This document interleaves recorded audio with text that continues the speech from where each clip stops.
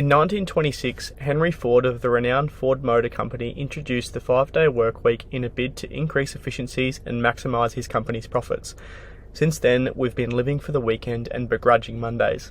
The 5-day workweek has been the norm for the Western working class for almost 100 years now, but have we got it all wrong? Do we only abide by it because it's all we know? And what does present-day research say about efficiency and productive output in this area? Since the onset of flexible working conditions made commonplace through the pandemic, the spotlight has been shone on the prioritisation of productive output over time at work. So is it time for a change, and can this realistically benefit both employee and organisation? Edenko is a rapidly growing water management, civil and mechanical engineering company based in Western Australia. Established in 2014, Edenko provides industry-leading project delivery capabilities to both the Australian resource and construction sectors. The company headquarters in Perth is host to a highly skilled network of in-house project managers, engineers, commercial and administrative support staff that facilitate the execution of numerous multi-million-dollar projects each year. The purpose of our meeting today is to present the case for implementing a 4-day workweek at Edenko's head office, and to clarify, this arrangement proposes an adaptable 4-day workweek, reducing overall hours, not condensing time into longer days to make up the difference. Employees will take no reduction in pay under this arrangement and will have a level of autonomy that allows them to choose which of the 4 days they work, enabling attendants to set date commitments. Having gone through a period of rapid growth over the past 18 months, office staff have tripled during this period. With workload demand steadily increasing, job satisfaction has taken a confronting decline. Because of this, the retention of skilled, white-collar staff has taken a notable downturn, and the high turnover is becoming costly to the business. Job advertising, onboarding, retraining, workflow disruption and inefficient production could all be avoided should employees choose to stay with the business. If it isn't obvious already, retention has direct links to business performance. So why are they leaving? The mental and physical health of employees is positively linked to job satisfaction, which translates to engagement with the organisation. Recent research has concluded that poor mental well-being is strongly correlated with intention to resign. With increased pressures from work, ongoing disruptions and a looming uncertainty attributed partly to the pandemic and partly to rapid business growth, a perfect storm is created for diminished personal well-being. To remain competitive in today's labour market, Edenko must regain its status of being an attractive place to work.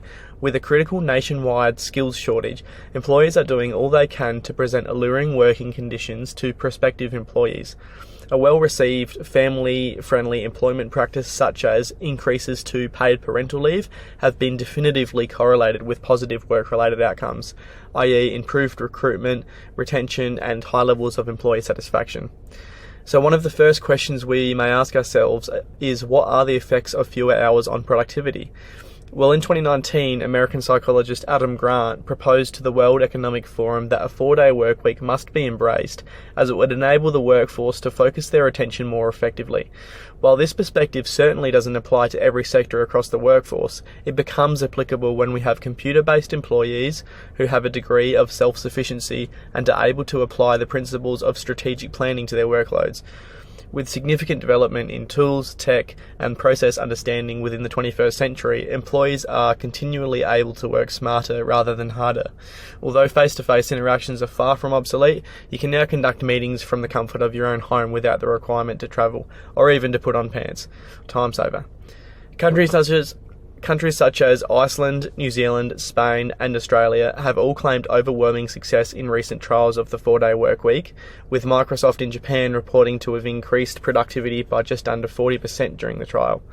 Many companies participating acknowledged the existence of presenteeism within their businesses and welcomed the reinvigorated sense of urgency a 4-day week promoted. A Scandinavian health study that assessed the correlation between reduced working hours on a full-time salary and employee well-being determined that the practice has broad-scale merit for improving health outcomes, particularly in the areas of sleep, stress, and mental fatigue. It suggests that the practice could be an effective intervention by the organisation to improve job satisfaction and subsequently retention. When Henry Ford introduced his pioneering 5-day workweek model, we, the Western world, had a completely different set of societal norms. Workforces were largely male-dominated and women were encouraged to stay at home to keep affairs in order. As workforce demographics have changed and continue to change, a rising number of employees are concerned about the nature and significance of their jobs. In 2010, an article examining the, at the time, current state of work-life balance acknowledged these societal changes and identified that achieving the balance that may have existed within the traditional family structure is no longer relevant for the majority of households, and that organisational interventions such as a reduction in working hours would go a long way to decreasing the likelihood of things like burnout. It is recommended that Adenco pilots this practice on a 6-month trial basis to assess the impact across the business before fully committing, engaging with willing participants, creating key measurables, and assessing before and after the trial, with monitoring throughout. Staff must use the power of strategic planning to ruthlessly condense and prioritise their workloads, with coaching offered should it be required. It is advised to gather employees' feedback in the form of surveys which ask questions around job satisfaction, general well-being, and receptiveness to the new practice. Organisational data such as retention over time, employee performance, cost mitigation and productivity impact can be gathered through continual monitoring and evaluation against pre-practice standards. Thank you for your time.